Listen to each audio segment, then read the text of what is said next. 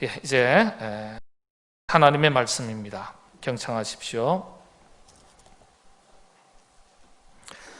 그때 엘리의 나이가 98세라. 그의 눈이 어두워서 보지 못하더라. 그 사람이 엘리에게 말하되 나는 진중에서 나온 자라. 내가 오늘 진중에서 도망하여 왔나이다.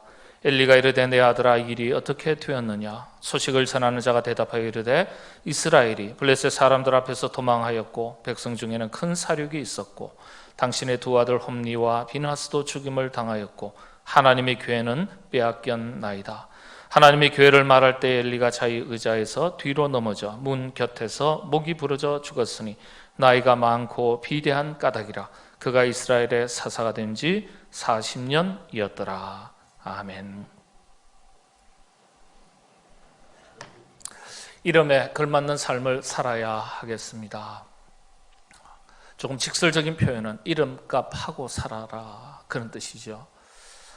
여러분의 등록된 이름이 있지만은 여러 가지 이름을 가지고 살아갑니다. 아버지라는 이름, 어머니라는 이름, 아내라는 이름, 남편이라는 이름. 교회에서는 여러 가지 직분의 이름이 있습니다. 세상에서는 세상에서 여러 가지 부장님, 팀장님, 사장님, 선생님 여러 가지 직분을 가지고 살아갑니다. 그 이름에 걸맞게 산다는 것이 참 중요합니다. 왜 중요한지 오늘 말씀을 살피는 가운데 함께 찾아보도록 하겠습니다. 오늘부터 다시 사무엘서 강의를 시작하겠는데요. 사무엘 상하의 말씀의 시대적 배경이 바로 사사 시대입니다. 지금으로부터 1395년 전 사사 시대가 시작이 되었습니다.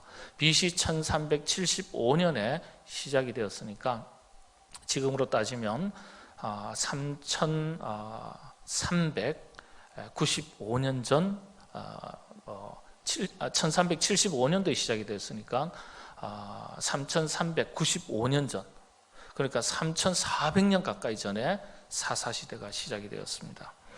사사시대의 가장 큰 특징을 성경이 이렇게 증언하고 있습니다. 사사기 21장 25절의 말씀인데 그때에 이스라엘에 왕이 없으므로 사람이 각기 자기의 소견에 옳은 대로 행하였더라. 왕이 없었기 때문에 사람이 각자 자기 소견대로 살았다. 그런데 말씀을 바꾸면요, 다르게 해석하는 분도 있습니다. 존 비비어, 순종이라는 책을 저술하셨던 유명한 목사님 존 비비어라든지 톰 켈러라는 분이라든지 또 에이든 윌슨 토저 목사님 같은 분은 반대로 말씀하세요. 사람들이 각각 자기 생각, 자기 주장, 자기 판단, 자기 고집을 살아가니까 왕이 있으나 없으나 관계가 없다. 자기가 왕인데 왕이 있은들 무슨 소용이 있냐. 그래서 왕이 있었어도 왕이 없는 거란 매한가지 아닐까, 그렇게 얘기합니다.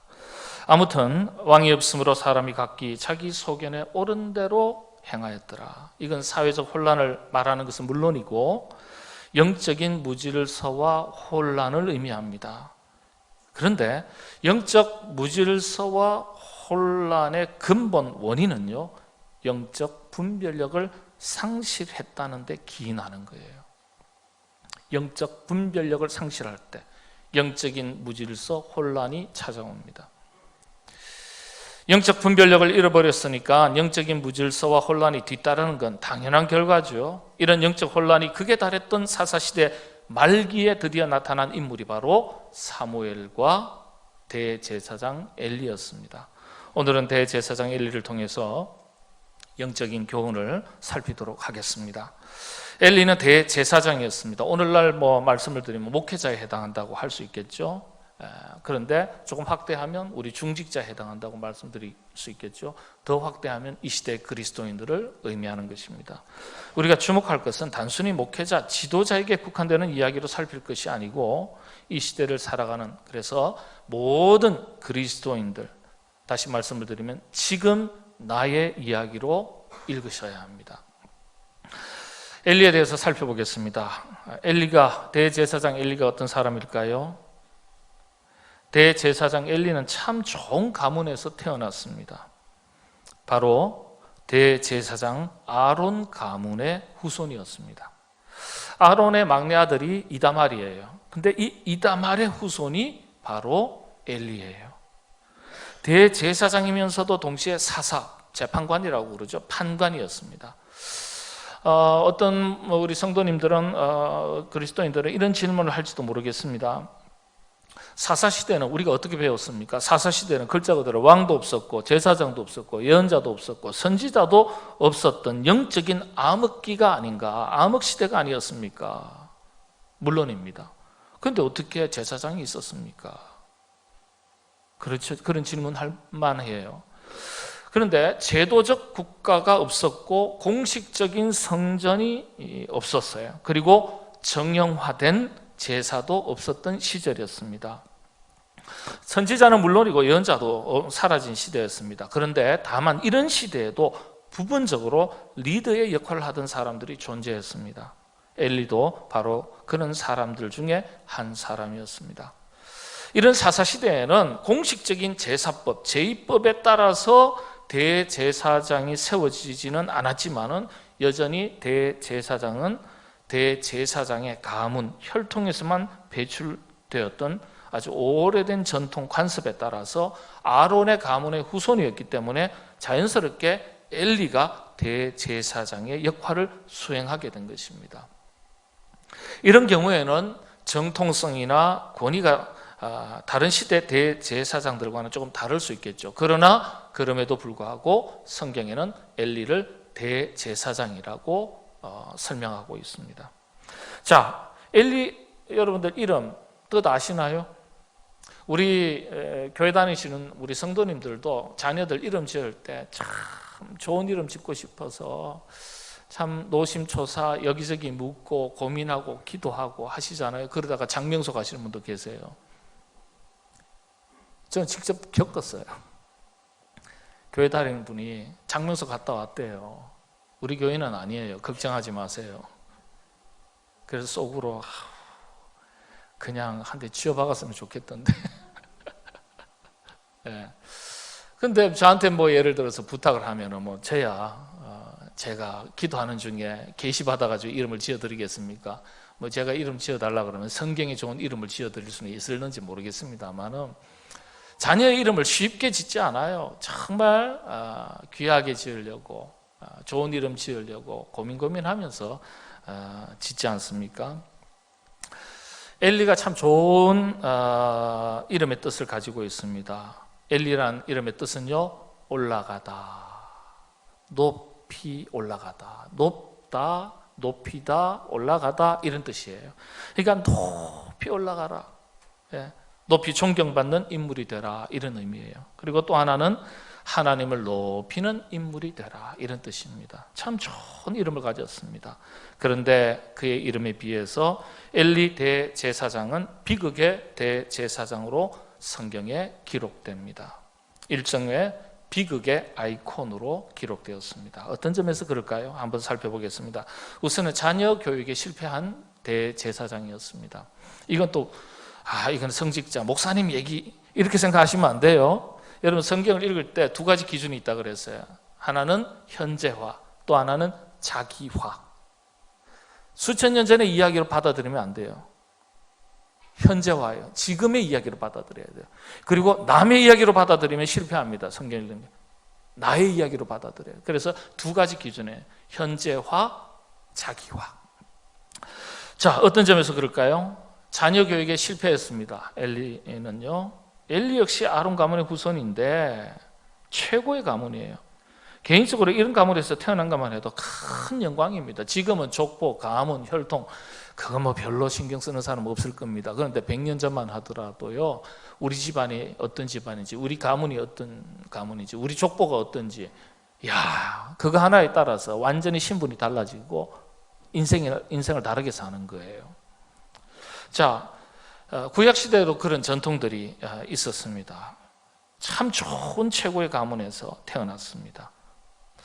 엘리의 아들 역시 이런 가문에서 대제사장을 아버지로 두고 태어났으니까 이 자녀들도 큰 영광이에요. 그런데 엘리의 두 아들을 보면 참 형편없었던 것을 알 수 있습니다. 성경은 엘리의 아들을 가리켜서 우리 지금은 개역 개정을 쓰지만은 이전에 개역 성경을 보면 어떻게 번역했냐면 불량자라 이렇게 엘리 아들들은 행실이 나빠 이렇게 우리 개역 개정에 기록되어 있지만은 행실이 나빠 이 부분을 개역 성경에서는 불량자라 이렇게 번역을 했어요.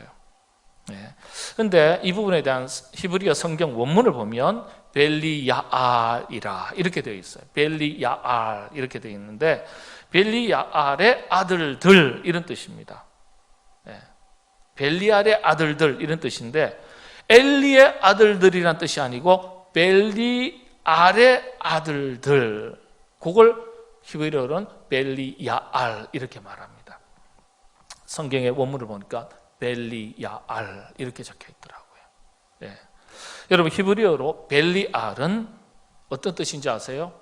하나님의 적이란 뜻이에요. 세상에나 하나님을 대적하는 사람. 그 다음에 배교자, 무가치한 존재, 불량배. 개역 성경에서는 불량배로 번역을 했습니다. 비류의 자식들, 비천한 자식들 이런 뜻입니다.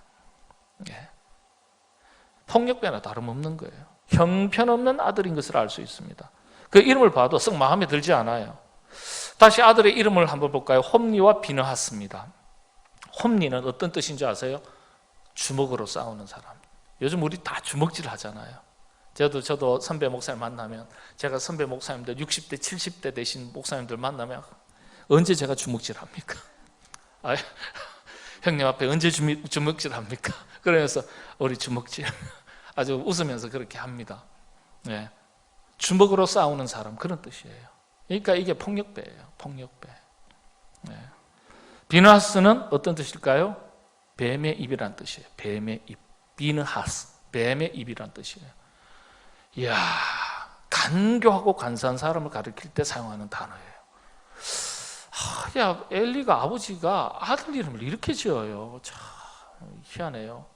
어떻게 이렇게 지을 수 있을까요?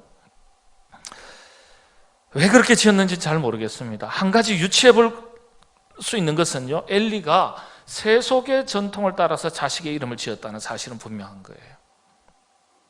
이건 엘리가 자녀 교육에 있어서 세속적인 가치 기준을 따라서 양육하고 교육했다는 것을 암시하는 거예요. 자, 이 두 아들이 행한 악한 일이 어떤 것입니까? 원래 여러분 구약의 제사법을 보면 번제로 불에 태워서 제물을 불에 태워서 하나님께 올려드리는 제사법을 번제라고 하는데 이 번제로 드릴 짐승을 가져오면 먼저 몸에서 피를 다 뺍니다. 잔인한 얘기해서 죄송합니다. 피를 다 뺍니다. 그런데 버리지 않아요. 따로 모읍니다. 그리고 나서는 살과 뼈를 분리합니다. 그 살을 제단 위에 올려놓고 그리고 그 제물 위에 먼저 받아놓은 피를 뿌립니다. 그리고 제단 주변을 뿌립니다. 이게 제사를 준비하는 거예요. 번제를 준비하는 건데, 자, 특히 짐승의 고기는 뼈와 살을 발랐지만 살은 또다시 바릅니다. 어떻게 해요?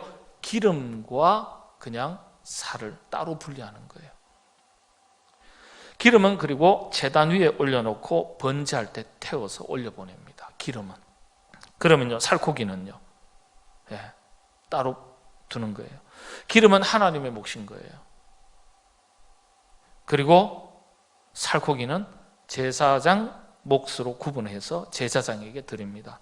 제사장은 당시에 노동을 하거나 농사, 목축 이런 생산 활동을 하지 않기 때문에 이렇게 제사용 제물을 가지고 생활을 했던 거예요. 자, 그런데 여기에 한 가지 원칙이 더 있습니다. 짐승의 살코기를 기름과 구별해서 다시 분리하는데, 기름은 번제용으로 쓴다고 말씀드렸잖아요. 그리고 살코기는 제사장에게 드려서 먹게 할 때라도 반드시 순서가 있어요. 기름을 태워서 하나님께 먼저 드린 후에라야 그 다음으로 고기를 삶든지 굽든지 여러 가지 모양으로 조리를 해서 음식을 만들어서 제사장이 먹을 수 있었습니다. 그리고 제사를 돕는 레위인들이 먹을 수 있었습니다. 다른 일반 제사장들도. 그런데 이 두 아들이 홈리와 비느하스가 이 순서를 어긴 거예요. 여러분 이제 오늘 말씀의 2장 16절에 한번 보실까요? 그 사람이 이르기를 반드시 먼저 기름을 태운 후에 내 마음대로 원하는 대로 가지라 하면 그가 말하기를 아니라 지금 내게 내라. 뭔 소리야? 엉뚱한 소리 하지 마. 너 한 대 맞아 볼래? 주먹으로 사는 사람이잖아요. 주먹으로 싸우는 사람이잖아요.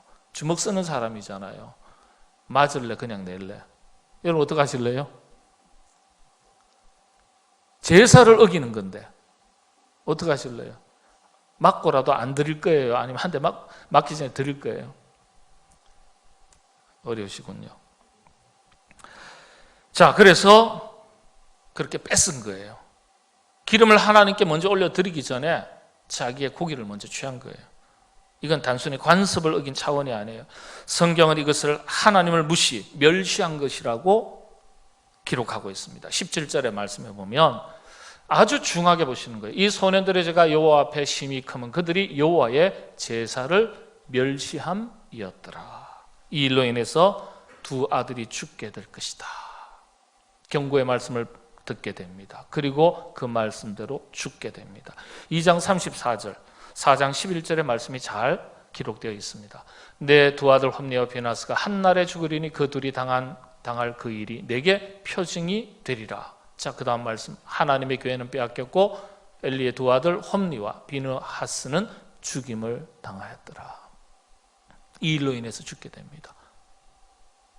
예배를 무시했고 제사법을 무시한 거예요. 제사법은 오늘날 우리가 예배죠. 하나님은 예배를 굉장히 소중하게 여기십니다. 중하게 여기십니다. 가볍게 여길 것이 아니에요. 자, 여기서 우리가 주목해야 될 것이 엘리 대제사장의 아들들의 정체성에 대한 부분입니다. 아들이 누굽니까? 홈니와 비느하스. 이 두 아들은 단순한 아들이 아니에요. 역시 제사장이라는 사실이에요. 그냥 망나니가 아니에요. 불량배가 아니에요. 대제사장의 아들들이 제사장이에요. 제사장이라면 당연히 이 원칙을 지켰어야 합니다. 그런데 두 아들은 구약의 제사법을 철저하게 어긴 거예요. 한마디로 제사. 오늘 우리식으로는 예배를 우습게 여긴 것입니다. 제사를 우습게 여긴다는 것은 곧 하나님을 우습게 여긴다는 거예요. 성경은 이걸 우리에게 가르쳐 주는 겁니다. 오늘 예배가 흔들렸어요. 오늘 우리 시대에 가볍게 여길 일이 아닙니다. 하나님 싫어하시는 거예요.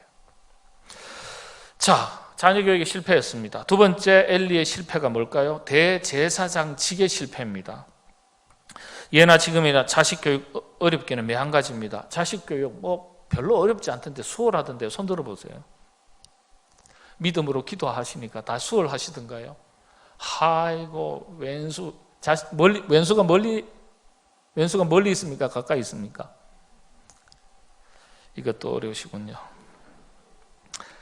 부모 뜻대로 안 되는 게 자식 농사라고 말하지 않습니까? 엘리도 아마 마찬가지였을 거예요. 그런데 엘리의 큰 실수가 있었습니다. 자녀 교육의 실패뿐만 아니라 대제사장으로서의 직무유기가 있었습니다. 직무유기. 이게 어떤 것일까요?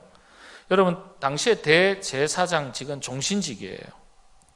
그래서 그 신분과 직분을 박탈할 수 없었습니다.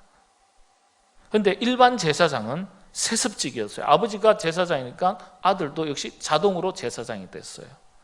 그러나 대제사장의 그 직분과 신분은 박탈할 수 없었지만은 일반 제사장은 경우에 따라서 직무정지, 자격정지를 취할 수 있었습니다.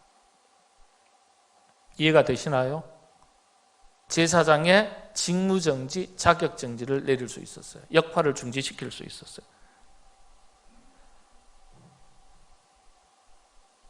아들들이 이런 제사법을 어겼을 경우에 대제사장은 두 아들의 제사장직을 정지시켰어야 돼요.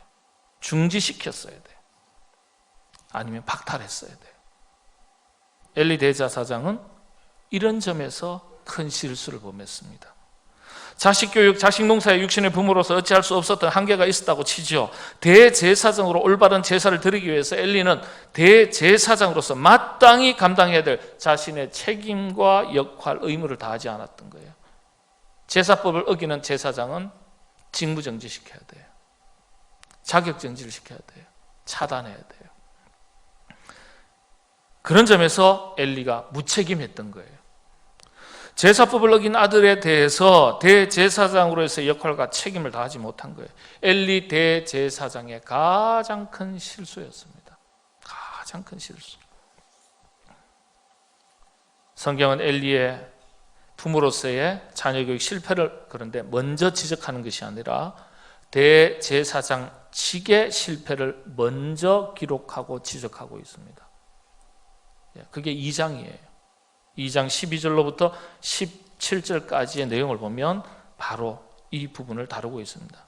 이건요, 지금도 우리가 그리스도인으로서 육신의 부모의 역할 참 중요합니다. 그러나 그보다 더 중요한 것이 있다면 영적인 부모의 역할과 책임을 잘 감당하는 것이 더 중요하다는 사실을 성경이 분명하게 가르쳐주고 있는 겁니다.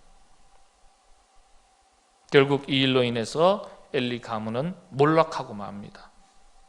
엘리를 끝으로 그 가문에서는 다시는 대제사장이 배출되지 않습니다.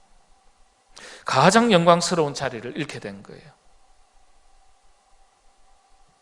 그리고 언약궤를 빼앗기게 됩니다. 여러분, 구약의 대제사장의 책무 중에 가장 큰 책무 두 가지가 있는데, 대제사장은 제사를 책임지는 총괄하는 책임자다. 아니요, 그보다 더 중요한 책임이 하나 있습니다. 뭔지 아세요? 언약궤를 지키고 보호하는 거예요. 언약궤는 하나님의 임재를 상징하는 거예요. 그래서 언약궤를 관리하고 잘 지키고 보호하는 것이 대제사장의 첫 번째 직무고, 두 번째가 제사를 잘 드리는 거예요. 그런데 언약궤를 빼앗기게 되었습니다. 하나님의 부재를 의미합니다. 하나님이 떠나신 걸 말하는 거예요. 마침내 하나님께서 엘리와 그 가문을 버리신 거예요. 사무엘상 4장 10절, 11절 말씀에 이런 내용들이 잘 기록되어 있습니다. 마침내 결국 엘리 대제사장 본인도 비참한 최후를 맞이하게 됩니다. 4장 18절 한번 보실까요? 여러분 같이 읽겠습니다. 마스크 쓰고 이 봉독하는 게 쉽지는 않은데, 여러분, 우리가 교회에서 성경 퀴즈 대회 있을 때 그 성경 구절을 암송하실 때 어떻게 하세요? 눈으로만 쫙 보고 외워지시나요? 아니요. 입으로 암송할 때 머리에 더 빨리 각인이 되고 기억이 오래 갑니다. 그래서 여러분들 성경은 보실 때 자주 소리내서 읽는 게 참 중요합니다. 입술을 살짝만 움직이시고 같이 한번 18절 봉독하겠습니다. 시작합니다. 하나님의 교회를 말할 때에 엘리가 자기 의자에서 뒤로 넘어져 문 곁에서 목이 부러져 죽었으니 나이가 많고 비대한 까닭이라. 그가 이스라엘의 사사가 된 지 40년이었더라. 성경은 엘리 대제사장과 두 아들의 죽음, 엘리 가문의 비극을 설명하는데, 여기서 우리가 주목할 것이 하나 있습니다. 대제사장 엘리의 죽음에 대한 언급이에요. 엘리의 사인을 이야기할 때 그 직접적인 사인은 목이 부러졌기 때문이다, 그렇게 말하면서도 동시에 설명을 덧붙입니다. 그 원인이죠. 나이가 많았고 비대한 까닭이라. 한마디로 나이도 많았지만은 자신의 몸을 미처 잘 가누지도 못할 만큼 비만해서, 비대해서 결국은 넘어질 때 몸이 날렵하지가 않은 거예요. 그래서 자신의 몸을 잘 지탱하지 못하니까 넘어지면서 목이 부러져 죽게 된 하나의 원인이 되었던 것을 보여주고 있습니다. 참 신기해요. 왜 성경이 이런 부분까지 설명하는 것이겠습니까? 나이가 많았다는 점, 목이 부러져 죽었다는 점, 그래도 이해할 만해요. 굳이 이 사람 너무 뚱뚱해서 목조차도 제대로 가누지 못할 정도 그렇게 비만했어, 이걸 굳이 이렇게 설명할 필요가 있겠습니까? 그런데 성경은요, 엘리에 대해서 몇 가지를 일관되게 반복해서 지적하고 있습니다. 오늘의 핵심 교훈입니다. 비대한 것, 비만한 것, 이건요 영적인 부분에 반해서 세속적인 면을 강조하려는 성경의 의도예요. 세속화를 보여주는 거예요. 세속화된 엘리의 영성의 세계를 보여주는 거예요. 영적인 부분은 빈곤했는데, 보잘것없었는데 세속, 다시 말씀드리면 육신의 욕심은 가득 채우면서 살았음을 은연중에 보여주는 거예요. 엘리의 이런 세속화, 영적인 빈곤, 빈약함에 대해서 성경은 또 다른 부분에서 설명하고 있습니다. 사무엘 3장 2절 말씀인데요, 한번 같이 또 읽겠습니다. 엘리의 눈이 점점 어두워가서 잘 보지 못하는 그때에 그가 자기 처소에 누웠고, 성경은 엘리의 눈이 점점 어두워져 간다고 기록하고 있습니다. 나이가 많으니까 그럴 수도 있겠죠. 육신의 눈만을 말하는 게 아니에요. 그런데 영적인 눈, 영적인 분별력을 상실해 가고 있음을 말하는 거예요. 이 표현이 이전에 바로 2장에서 홈리와 비느하스 두 아들의 실수와 대제사장 엘리의 무책임한 모습들을 성경이 먼저 기록하고 있어요. 그러고 나서 곧장 3장을 시작하면서 가장 먼저 엘리에 대해서 설명할 때 엘리의 눈이 점점 어두워져 가고 있었다, 이렇게 성경이 증언하는 거예요. 이건 영적인 눈, 영적인 분별력을 의미하는 겁니다. 여러분, 또 다른 모습에서도 이게 영적인 눈, 영적인 분별력인 것을 알 수 있는 내용이 있습니다. 자, 하나님의 부르심의 음성을 어린 사무엘이 3번씩이나 듣게 됩니다. 자, 첫 번째 들었습니다. 엘리 대제사장에게 찾아갔습니다. 물었습니다. 부르셨습니까? 아니, 안 불렀는데. 또 듣게 됩니다. 두 번째로 찾아갑니다. 엘리 어르신, 저를 부르셨습니까? 아니, 안 불렀다니까. 세 번째 하나님의 음성을 듣고 엘리 대제사장에게 찾아갔을 때, 저 부르셨어요. 나 안 불렀는데 자꾸 들리냐? 아, 그게 하나님의 음성이다. 야, 하나님의 음성. 이번에 들리거든. 어떻게 하라고요? 주여, 제가 여기 있나이다. 말씀하옵소서. 그렇게 대답해.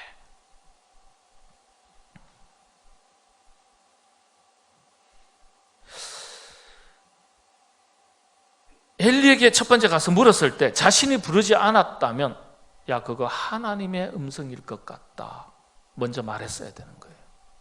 분별력이 있었다면. 분별력이 없었던 거예요. 두 번째 물었는데도 뭐라고? 나 안 불렀어. 안 불렀다니까. 내가 아무리 저거 오락가락해도 내가 너 불렀으면 불렀다 말하지. 내가 헛소리 안 해. 안 불렀어. 그래요? 사무엘이 돌아갑니다. 엘리 대제사장이 두 번째, 내가 안 불렀는데도 사무엘이 음성을 들었다면 그거 하나님의 음성이다. 귀를 기울이라. 가르쳐 줬어야죠. 영적인 분별력이 이미 상실됐다는 걸 이야기를 통해서 다 보여주는 거예요. 하나님의 음성인 줄을 엘리가 나중에서야 합니다. 영적인 귀와 눈이 어두워져 가고 있었기 때문에 영적인 분별력이 흐려진 것입니다. 성경은 또 사무엘상 4장 15절에서 엘리의 마지막 때를 이렇게 설명합니다. 4장 15절 말씀 한번 같이 읽으실까요? 굉장히 반복적으로 엘리의 상태에 대해서, 신앙세계 영적 상태에 대해서 성경이 구절 구절마다 반복해서 설명하는 거예요. 자, 같이 읽겠습니다. 그때에 엘리의 나이가 98세라 그의 눈이 어두워서 보지 못하더라. 아, 98세니까 눈이 흐려지지 당연히. 아니요, 그런 뜻이 아닙니다. 나이가 많아서 눈이 어두워진 것이 아니에요. 성경은 엘리를 설명할 때 그의 눈과 귀 어두워진 것을 반복적으로 기록했습니다. 나이가 많아서 어두워진 것이 아님을 설명하라는 의도예요. 엘리와 비교되는 성경에 두 인물이 있습니다. 바로 모세와 야곱입니다. 모세의 마지막 때에 대해서 성경은 이렇게 기록하고 있습니다. 신명기 34장 7절인데요. 역시 같이 읽겠습니다. 모세가 죽을 때 나이 120세였으나 그의 눈이 흐리지 아니하였고 기력이 쇠하지 아니하였더라. 여러분, 저도요 요즘 제 나이 묻지 마세요. 눈이 흐려요. 핸드폰 보다가 갑자기 이딴 거 보면 어질어질해요. 어느 날 손바닥을 보니까 가까이 오면 막 흐리고 멀리 하면 뚜렷해져요. 놀래서 아내에게 물었습니다. 그랬더니 노안이 왔구만. 40대도 노안이 오고 50대는 대부분 노안 오지요. 예. 나이 90이고 나이 120이면 눈이 흐려요. 눈이 흐려요. 근데 모세는 눈이 흐리지 않았다. 노안이 와서 눈이 흐리고 침침한 것, 세월의 연술되어 가면 당연하고 자연스러운 것입니다. 120인데 눈이 흐리지 않고 침침하지 않았을까요? 이건 육신의 눈을 설명하는 게 아니에요, 여러분. 영적 분별력, 영성을 의미하는 겁니다. 야곱을 볼까요? 야곱을. 창세기 49장이에요. 49장은 무슨 내용이냐면 야곱이 12아들을 놓고 생을 마칠 때 두 아들에게 한 사람 한 사람 손을 얹고 축복하면서 너는 이렇게 살게 될 것이다. 너의 미래는 이렇다. 너의 장래는 이런 것이다. 쫙 장래를 이야기하고 축복을 하면서 기도를 합니다. 자녀의 미래를 보면서 축복을 합니다. 이게 뭐죠? 해안이에요. 해안. 미래를 볼 줄 아는 눈이 있었음을 의미하는 겁니다.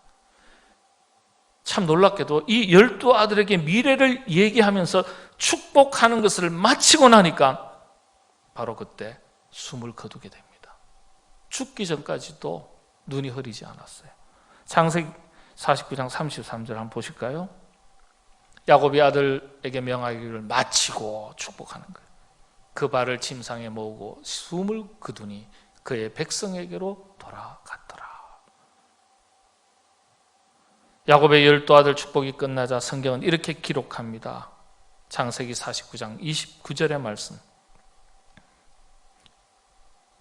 그가 그들에게 명하여 이르되 내가 내 조상들에게로 돌아가리니 나를 헷사람 에브론의 밭에 있는 굴에 우리 선조와 함께 장사하라.